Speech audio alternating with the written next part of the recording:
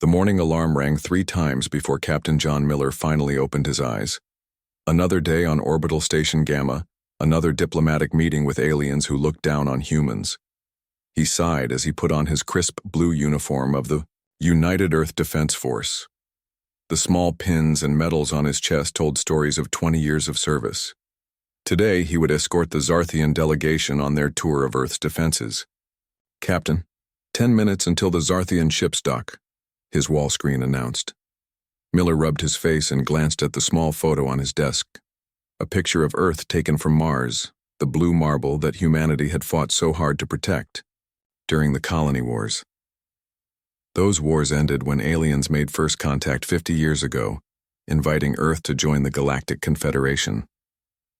From his personal observation deck, Miller watched the Zarthian ships approach. Their vessels looked like giant silver arrowheads, smooth and deadly, making the human escort ships look like toys beside them. The Zarthians were one of the oldest species in the Confederation, with technology far beyond what humans had achieved. Impressive, aren't they? Lieutenant Susan Clark joined him at the window. Her red hair was pulled back in a tight bun, her uniform spotless. At 30, she was one of the youngest officers assigned to diplomatic duty. "Impressive, yes. Humble, no," Miller replied. "You're the tour guide today?" Susan nodded. "Lucky me. 6 hours with Ambassador Krell Vorks and his team of six-eyed snobs. Remember your training. Smile, nod, and don't react when they insult our primitive technology." Miller had been through dozens of these tours. The older alien species always behaved the same way, with barely hidden contempt for the newcomers. The docking bay doors opened with a hiss. Ambassador Krellvork stepped out first, his tall, insect-like body towering over the human welcoming party. His gray-green exoskeleton gleamed under the lights, and all 6 of his eyes blinked at different times as he scanned the room. Behind him, 5 other Zarthians clicked their mandibles as they talked among themselves. "Captain Miller," the ambassador said, his voice translator making his clicks and chirps sound like words. "We meet again." Miller bowed slightly. "Welcome to Orbital, Station Gamma Ambassador. Lieutenant Clark will guide you through today's tour of our defense systems." Susan stepped forward with a practiced smile. "It's an honor to show you our facilities, Ambassador. If you'll follow me, we'll begin in the command center." For the next 4 hours, Susan led the delegation through various sections of the station. The Zarthians examined the weapon systems, shield generators, and communication arrays with obvious disdain. "Your tracking systems would struggle to follow even our civilian vessels," one aide commented while examining a radar display. "Your shield technology is at least 3 generations behind the Confederation standard," another added. Mandibles clicking, and what humans had learned was laughter. Susan maintained her smile throughout, though Miller could see her knuckles turning white when she clenched her fists behind her back. The final stop was Earth's Orbital Military Museum, where ships from humanity's past floated in special preservation fields. Here, vessels from the early space age through the colony wars were displayed as a testament to human ingenuity and determination. "And this," Susan said, gesturing to the largest ship at the center of the display, "is the USS Valiant." The Valiant was massive compared to the other museum pieces. Its dark hull stretched nearly a kilometer in length, with weapon ports visible along its sides. Unlike the sleek designs of Confederation ships, the Valiant had been built for war, blocky, armored, and intimidating. "This was Earth's flagship during the colony wars," Susan explained. "She was the most advanced warship humans ever built before we joined the Confederation." Ambassador Krellvorks walked closer to the observation window, his upper limbs crossed, in what humans recognized as a gesture of superiority. "And what is this ancient relic still doing here? Surely it should have been scrapped for raw materials by now." "We keep it as a reminder of our history," Susan replied evenly. "The Valiant helped unite Earth's colonies before first contact." The entire Zarthian delegation burst into chittering laughter, their mandibles clicking rapidly. "This museum piece?" one of the aides said through his translator. "It wouldn't last 10 seconds against even our scout vessels." Another added, The weapons are so primitive, I'm surprised it didn't destroy itself when fired. Look at those thrusters. A third chimed in. I doubt it could outrun a meteor, let alone a modern ship. Miller watched as Susan's jaw tightened. She was new to diplomatic service and still took the insults personally. The Zarthians continued to mock the ship, pointing at various features and laughing. What the aliens didn't know, what almost no one knew, was that the Valiant wasn't actually decommissioned. On paper, it was listed as a museum piece. In reality, it was Earth's secret weapon. After the delegation moved on, Miller stayed behind, standing before the massive warship. Through the preservation field, he could see the tiny lights still blinking. Inside the bridge, a skeleton crew of 20 people lived aboard, maintaining critical systems. The ship's AI core remained active, constantly learning and updating its databases by passively observing all Confederation technology that came within range. I know they laughed at you today, old friend, Miller whispered to the ship. Let them laugh. If they knew what you really are, they wouldn't sleep at night. The Valiant had been designed during the darkest days of the colony wars, when humanity feared extinction at its own hands.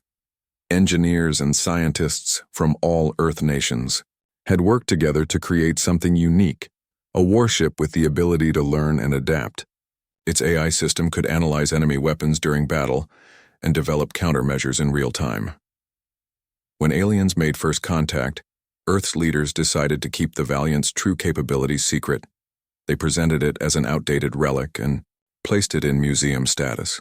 Only a handful of people knew the truth, that for 50 years the Valiant had been watching, learning, and preparing. Miller's comm unit beeped. Captain, the ambassador is asking for you, Susan's voice came through.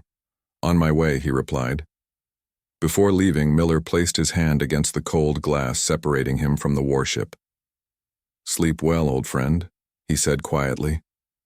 Let's hope we never need to wake you. As he walked away, Miller couldn't have known how soon that hope would be shattered. Lieutenant Susan Clark was deep in a dream when the alarm pierced the darkness of her quarters. The shrill sound made her sit up straight in bed, heart pounding. This wasn't the normal wake-up call. This was the emergency alert, the one they all dreaded. The clock on her wall read 300 hours. 3 a.m. Attention all personnel, a mechanical voice announced over the station speakers. This is not a drill. All officers report to battle stations immediately. Repeat, this is not a drill. Susan jumped out of bed and grabbed her uniform. She didn't bother with her hair, simply pulling it back in a messy ponytail as she rushed out the door. The corridors of Orbital Station Gamma were filled with half-dressed officers running to their posts, faces tight with worry. When Susan reached Orbital Defense Command, the large circular room was already buzzing with activity. Screens flashed with warning signals and communication officers were shouting into their headsets. At the central command table, Captain Miller stood hunched over a holographic display, his face lit by the red glow of emergency indicators. Captain, Susan called as she pushed her way through the crowd. What's happening, sir? Miller looked up, and Susan felt her stomach drop. In 3 years of serving under him, she had never seen him look so worried. Neptune Outpost went dark 6 hours ago, he said, his voice low. We thought it was just a communication glitch. Then we lost contact with New Eden Colony, then Proxima, base. Then 3 more colony worlds, one after another. Susan's mind raced. Those were all human settlements at the edge of Confederation space. Could it be a solar flare, or a technical failure? Miller shook his head.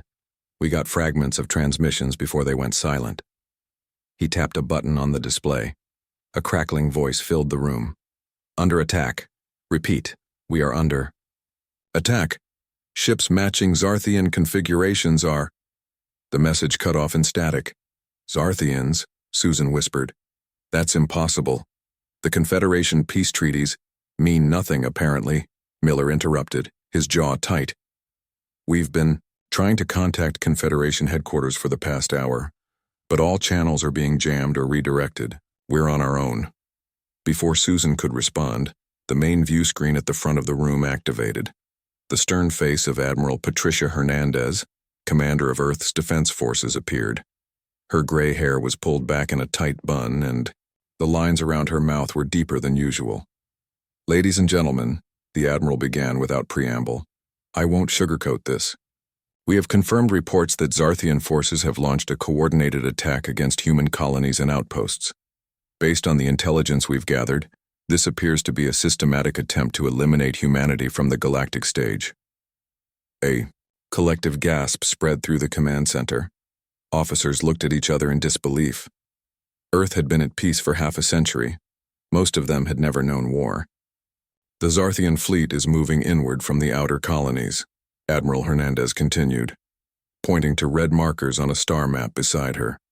"At their current speed, they will reach Earth in approximately 72 hours. "Admiral," a young officer called out, "what about our defense fleet?" "Our ships are already engaging the enemy at Saturn's orbit," the Admiral replied, her face grim. "But our conventional forces are outmatched. The Zarthians have been concealing their true military capabilities. Based on initial reports, their technology exceeds our current defensive systems by at least 2 generations." Susan felt her heart sink. 2 generations of technology was an impossible gap to overcome. It would be like fighting tanks with spears. "What about the Confederation?" another officer asked. "Surely the other species will intervene to stop this aggression." Admiral Hernandez's expression darkened. "We have reason to believe the Zarthians have engineered this attack with the tacit approval of the Confederation Council. According to our intelligence sources, humanity's rapid advancement in the past 5 decades has made many of the older species uncomfortable." Susan remembered the Zarthian delegation 3 months ago, how they had laughed at human technology. Had they been planning this even then? Were the talks just a way to scout Earth's defenses? "We've lost 30% of our fleet in the first wave of attacks," the Admiral continued. "The Zarthians are using some kind of energy weapon we've never seen before. Our shields can't stop it." Silence fell over the command center. 30% of the fleet gone. Thousands of lives lost in just hours. Captain Miller stepped forward, his voice cutting through the quiet. "Ma'am, what about Protocol Lazarus?" Susan glanced at him in confusion. She had never heard of Protocol Lazarus in her 3 years of service. The Admiral stared at Miller for a long moment. Everyone in the room could feel the weight of what was being discussed, even if they didn't understand it. "I was just coming to that," Admiral Hernandez said finally. "As of 600 hours today, I am authorizing the immediate implementation of Protocol Lazarus." She paused, looking directly at Miller. "Captain Miller, given your expertise in security clearance, you will oversee the operation." Miller's back straightened. "Yes, ma'am, we'll begin immediately." "This information is classified level 10, the Admiral added, addressing the entire room. "What you've heard here does not leave this command center. Is that understood?" "Yes, Admiral," came the unified response. "The Zarthians think they know our capabilities," Admiral Hernandez said. "Let's show them how wrong they are." Hernandez out. The screen went dark. For a moment, no one moved. Then the room erupted in activity. As officers rushed to carry out their emergency protocols, Captain Miller was already heading for the door. Susan hurried after him. "Captain," she called, jogging to keep up with his long strides. "Captain, wait." They entered the empty corridor, the door sliding shut behind them, cutting off the noise from the command center. "What's Protocol Lazarus?" Susan asked, breathing hard. "I've never heard of it." Miller didn't slow down. His eyes were fixed straight ahead, his shoulders set with determination. "It's a contingency plan, Lieutenant. Created 50 years ago, when we first joined the Confederation." "A plan for what?" Miller stopped abruptly and turned to face her. "A plan for exactly this scenario, an attack by a technologically superior enemy." His voice dropped lower. "It's time to wake up the Relic, Lieutenant." Susan blinked, not understanding. "The Relic?" "The Valiant was never just a museum piece," Miller said. "That was a cover story, an old relic they called it, a museum piece." He gave a small, grim smile. "They're about to learn just how wrong they were." Susan's eyes widened, as understanding dawned. "The Valiant? But it's 50 years old." 50 years of watching, learning, and adapting, Miller corrected. The Valiant has been observing all Confederation technology that's come within its range. Its AI has been developing countermeasures this whole time. That's not possible, Susan whispered. The Confederation would never allow. They don't know, Miller said simply. That's the point. No one knows except a handful of people in Earth Defense Command. He started walking again, faster now. And in about 3 hours, the Zarthians are going to wish they'd never laughed at our old relic. The maintenance bay housing the USS Valiant had been quiet for decades. Now it buzzed with urgent activity. Engineers in gray jumpsuits crawled over the massive ship's hull, removing the preservation field generators that had kept it in museum quality condition. Power cables as thick as a man's arm snaked from the station to the ship, feeding energy into systems that hadn't been fully active in 50 years. Captain Miller and Lieutenant Clark stood on the observation platform watching the controlled chaos below. Susan still couldn't believe what was happening. How many people know about this, she asked, gesturing at the ship. 53, Miller replied, including you, now 54. Most of the technicians down there think they're preparing the ship for emergency evacuation duty. Susan shook her head in wonder. And the Valiant has been awake this whole time? Learning? Semi-dormant, Miller corrected. Minimal power, passive observation mode only. But yes, learning. The AI core has been analyzing every piece of Confederation technology that's come within sensor range for the past 50 years. A group of technicians stepped back from a section of the hull and Susan gasped as panels slid aside to reveal weapon ports she hadn't noticed before. Those weren't visible when the ambassador's delegation visited, she said. Miller nodded. Camouflage. Systems. The Valiant can change its external appearance. What the Zarthians saw was just the outer shell. Sir? A chief engineer called from below. We're ready to initiate primary power-up sequence. Miller looked at his watch. Right on schedule. Let's go meet her. They took a lift down to the docking level, where a tunnel connected the station to the Valiant's main airlock. As they walked through, Susan felt a chill run down her spine. The ship had always been an impressive museum piece, but now, knowing what it really was, she felt something else. Anticipation. Maybe even fear. The airlock opened with a soft hiss, revealing a corridor lit by dim blue emergency lights. Their footsteps echoed as they walked deeper into the ship. Despite being in standby mode for 50 years, there was no dust, no sign of decay. Maintenance drones must have been keeping it clean all this time. They reached the command bridge, a large circular room with workstations arranged in a semicircle facing a main view screen. Unlike modern ships with their holographic displays and touch interfaces, the Valiant had physical controls, buttons, switches, and old-style screens. Miller walked to the central command chair and placed his hand on a glowing panel beside it. Captain John Miller, Earth Defense Force Authorization Code Tango 74 Alpha Whiskey. For a moment, nothing happened. Then the lights on the bridge brightened and screens began to activate one by one. A soft hum filled the air as more systems came online. Valiant Artificial Intelligence Network reactivating, announced a calm, female voice that seemed to come from everywhere at once. The voice was smooth and clear, almost human, but not quite. Identifying, Captain John Miller, Earth Defense Force, access granted. A holographic display appeared in the center of the bridge, showing a spinning image of the ship. Various sections were highlighted in different colors, with data scrolling beside them. System integrity at 97.8%, the AI continued. Primary, weapons, operational. Secondary weapons, operational. Defensive systems, operational. Engines, operational at 94.2% capacity. Awaiting instructions. Susan stared in amazement. The voice didn't sound like the computerized ship system she was used to. It sounded aware. The AI sounds so alive, she whispered to Miller. He nodded. The Valiant has the only fully sentient combat AI ever created by humans.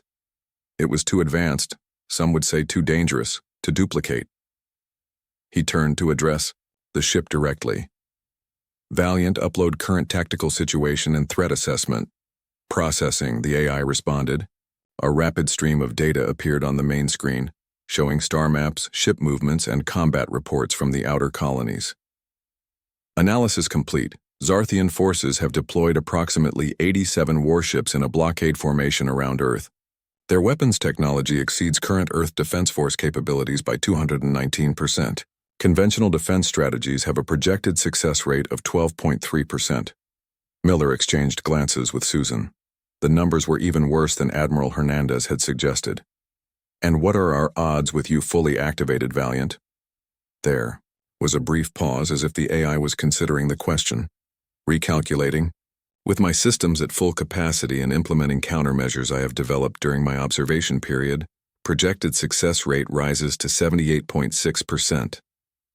Susan's eyebrows shot up. "That's a big difference." "What countermeasures?" "You've been in standby mode for 5 decades. "I have been passive, Lieutenant Clark, not blind," the AI responded, surprising Susan by addressing her directly. "I have observed all Confederation technology that has passed within my sensor range for the past 50 years. I have analyzed their capabilities and developed theoretical countermeasures. I have also been implementing continuous internal upgrades based on these observations." Miller smiled slightly. "That's why we never truly decommissioned her. The Valiant was designed to adapt and evolve." More lights began to activate around the bridge as power flowed into systems that had been dormant for decades. The main engines hummed to life, a deep vibration that Susan could feel through the floor. "Captain," the AI continued, "I should note that the Zarthians are unaware of my true capabilities. Their intelligence suggests they believe I am an obsolete weapons platform. This misconception provides a significant tactical advantage." Before Miller could respond, the bridge door slid open, and Admiral Hernandez walked in. Unlike in the command center earlier, she now wore a full military dress, uniform with all her medals and ribbons on display. This wasn't just a military operation, it was a historic moment. "Is she ready, Captain?" the Admiral asked, looking around the bridge with a mixture of hope and worry. Miller stood a little straighter. "As ready as she'll ever be, Admiral." "Then, it's time." Admiral Hernandez stepped to the center of the bridge and looked up as if addressing the ship itself. "Valiant, this is Admiral Patricia Hernandez authorizing Combat Protocol Alpha 7 Whiskey. Defend Earth at all costs." "Acknowledged, Admiral," the AI responded, its voice somehow sounding more determined. "Combat protocols active. Crew complement currently at 3% of optimal. Requesting permission to deploy autonomous combat systems." "Granted," Hernandez replied without hesitation. "But Captain Miller will remain in command." She turned to Miller. "The Zarthian fleet has broken through our outer defenses. They'll be in Earth orbit within 6 hours. We need the Valiant ready to deploy in 2. "We'll be ready," Miller assured her.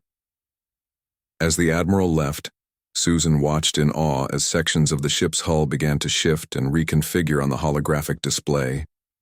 What had appeared to be decorative elements were actually advanced weapon systems, hidden in plain sight for decades. "The main guns are coming online," the AI announced. "Shield systems activating. Engine output increasing to 82%. A deep vibration ran through the ship as massive engines that had been silent for half a century roared to life. Outside, maintenance crews scrambled to disconnect power cables and docking clamps as the Valiant began to generate its own power. 50 years, Miller said quietly, watching the transformation with a look of pride. "For 50 years, the Zarthians and the rest of the Confederation have been watching humans adapt their technology, thinking we were just copying their designs." He nodded toward the weapons display. "They never knew we were developing our own. The Zarthians wanted to eliminate humanity because they feared our potential," Miller continued, his voice barely audible over the hum of the awakening warship. "They're about to discover that their fears were justified." Susan looked at the tactical display where 87 red dots represented the approaching Zarthian fleet. Against them, a single blue dot, the Valiant. It seemed impossible that one ship, even one as advanced as this, could make a difference against such overwhelming numbers. As if reading her thoughts, the AI spoke again. Lieutenant Clark, the Zarthians have made a critical error in their strategy. What's that? Susan asked. They believe they know the full extent of human capabilities, the AI replied. They expect us to fight according to their understanding of our technology. They expect us to lose. Miller smiled grimly. And there's nothing more dangerous than an enemy who's already convinced they've won.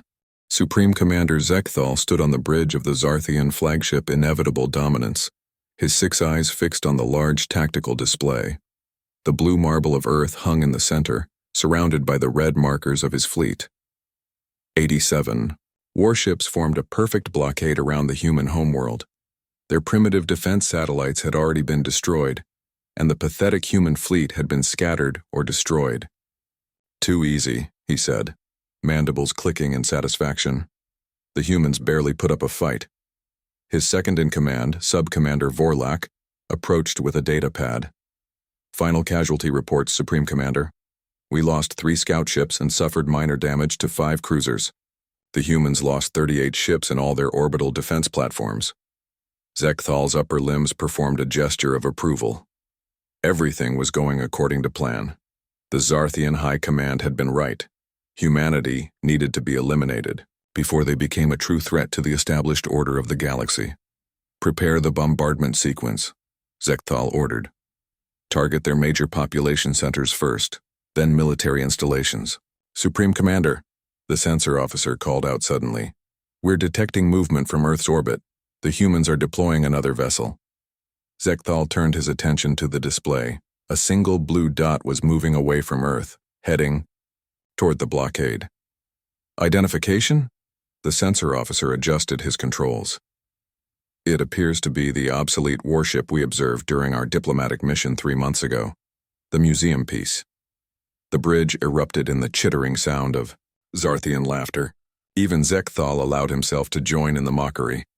They must be truly desperate, he said, mandibles clicking in amusement. Sending out a relic from their museum as a last defense. Should we target it specifically? Vorlak asked. Zekthal considered for a moment. No, let it approach. I want the humans to see how useless their old technology is against our might. He turned to his weapons officer. Target the vessel with a low-power disruptor beam. Disable it, but don't destroy it yet. I want them to understand the futility of resistance before we finish them. The Zarthian blockade shifted slightly, 5 attack cruisers moving to intercept the approaching human ship. On board the Valiant, Captain Miller settled into the command chair as Lieutenant Clark manned the tactical station. The bridge was mostly empty. The ship's AI could handle functions that would normally require dozens of crew members. Valiant status report, Miller ordered, his voice steady despite the tension. All systems operational, the AI responded. I have completed analysis of Zarthian shield frequencies and weapons signatures. Countermeasures have been programmed. 5 Zarthian vessels are moving to intercept our position. Miller nodded. Let them come a little closer. Let's maintain the appearance of the slow, outdated relic they expect. The Valiant moved ponderously toward the blockade, its engines seemingly struggling to accelerate. On the main screen, the 5 Zarthian ships grew larger as they approached, their sleek hulls gleaming in the sunlight. They're powering weapons, Susan reported, her fingers flying over the tactical console. Energy signatures indicate disruptor technology, low power settings. They want to disable us, not destroy us, Miller said. They're playing with us. Zarthian weapons lock achieved, the AI announced. Firing imminent. Miller leaned forward in his chair. Hold position. Valiant, activate passive defense protocols only. Let's see what they've got. The first salvos from the Zarthian vessels streaked toward the human ship. Green beams of energy that should have torn through even the best human shields. Instead of the devastating impacts they expected, the energy beams seemed to dissipate against an invisible barrier, several meters from the Valiant's hull. On the Zarthian command ship, alarms began to sound. Supreme Commander, the science officer called out, his voice rising in pitch. The human vessel is employing unknown defense technology. Our disruptor beams are having no effect. Zekthal's compound eyes widened. Impossible. Increase power to disruptor arrays. Full intensity. Sir, the weapons officer protested. Full intensity could destroy the human ship entirely. Do it, Zekthal ordered, mandibles clicking rapidly in agitation. No primitive human technology can withstand our weapons at full power. Back on the Valiant, Miller watched calmly as the Zarthian ships adjusted their formation. They're increasing weapon power, Susan reported. Energy output has tripled. Miller allowed himself a small smile. I think we've surprised them enough. Valiant, you may respond now. Acknowledged, the AI replied, its voice somehow sounding eager. Deploying countermeasures. The Valiant's hull shimmered as hidden compartments opened, revealing weapons systems unlike anything Earth had publicly displayed. Beams of bright blue energy lanced out, precisely targeting the propulsion systems of 2 Zarthian ships. The alien vessels immediately went dark, drifting helplessly. How? Susan began, watching in astonishment. Adaptive phase shielding, Miller explained. The Valiant has been analyzing Zarthian weapons for decades. She developed shields specifically, tuned to their energy signatures. The remaining 3 Zarthian vessels regrouped, adjusting their attack formation. They're attempting to adapt their tactics, the Valiant reported. Probability of successful counterattack, 22.7%. Proceed with offensive pattern Delta, Miller ordered, his voice calm and confident. The Valiant's engines suddenly roared to full power. The ship, which had been moving sluggishly, accelerated with astonishing speed. It sliced through the Zarthian formation, precision weapons fire disabling rather than destroying the enemy vessels. Message from Admiral Hernandez, the AI announced. Earth Defense Forces are rallying behind us. They're following our lead and adapting their weapons based on data we're transmitting. Miller nodded in satisfaction. Send the technical specifications for the shield modifications to all remaining Earth ships. On the Zarthian command ship, chaos reigned. Reports of disabled vessels poured in from all quadrants of the blockade. Supreme Commander, we've lost. Contact with 23 ships, the communications officer reported, his voice trembling. The human vessel is systematically disabling our fleet. This is impossible. Zekthal raged, his exoskeleton changing color with his fury.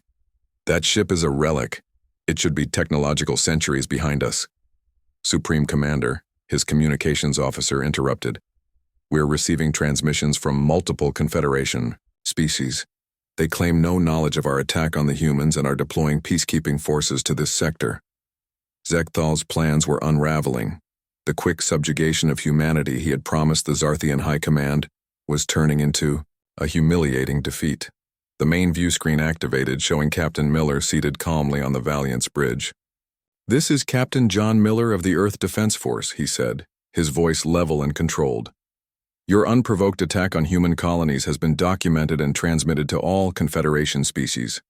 Your blockade is being systematically disabled.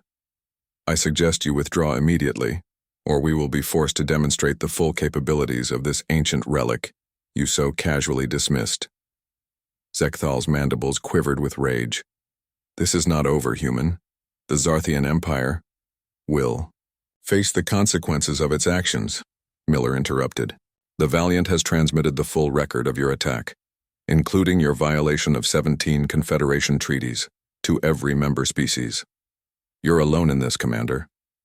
As if to emphasize his point, the Valiant fired a precise beam that disabled the Zarthian flagship's primary weapons array. The ship shuddered and half the bridge displays went dark. This old relic has teeth, Commander, Miller continued, his eyes hard. And unlike you, we're showing restraint. We could have destroyed your entire fleet, but that's not how humanity conducts itself. 6 hours later, the remaining Zarthian forces retreated under the watchful eyes of newly arrived Confederation peacekeepers. Lieutenant Clark joined Captain Miller on the observation deck of the Valiant. The Confederation Council is in an uproar, she reported, handing him a data pad. The Zarthians have been censured, and there's talk of reparations for the attacked colonies. Miller nodded, his eyes on the stars beyond the viewport. And what about us? That's the interesting part, Susan said, unable to keep the excitement from her voice. Several of the elder species have formally requested technological exchanges with Earth. It seems the Valiant's performance has revised their assessment of humanity's potential. The captain smiled, tapping the metal wall of the ship fondly.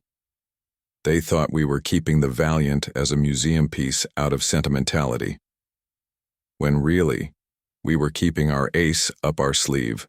Susan finished. The oldest military strategy in the book, Miller mused. Let your enemy underestimate you. The Valiant's AI spoke through a nearby interface. Captain, Admiral Hernandez is requesting your presence for a debriefing with the Confederation representatives. Thank you, Valiant, Miller replied. He turned to Susan. It seems humanity's place in the galaxy just got a lot more interesting. As they walked toward the shuttle bay, Susan asked, Do you think they'll try again? The Zarthians, I mean. Miller shook his head. I doubt it. They made a crucial mistake that many have made throughout human history. What's that?